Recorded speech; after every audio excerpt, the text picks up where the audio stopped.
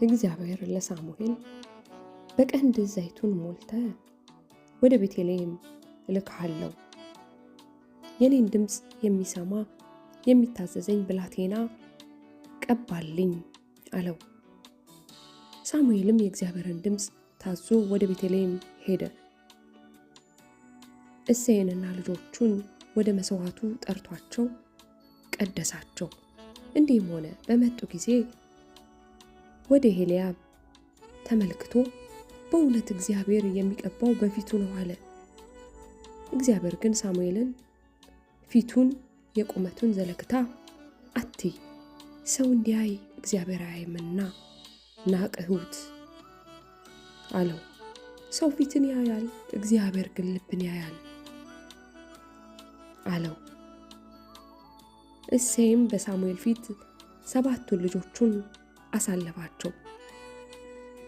ሳሙኤልም እሴይን እግዚአብሔር እነዚህን አልመረጠም፣ ሌላ የቀረ ልጅ አለህን አለው። እርሱም ታናሹ ገና ቀርቷል፣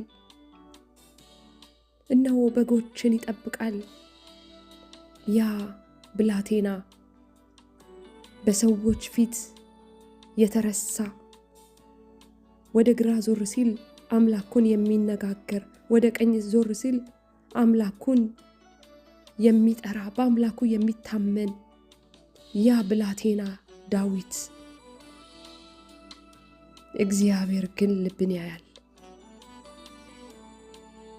ሳሙኤልን አለው፣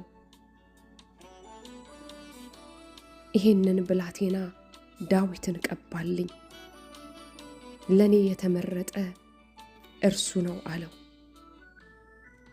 በእግዚአብሔር የታመነ በአምላኩ የተደገፈ ሰው እግዚአብሔር ራሱ ያከብረዋል።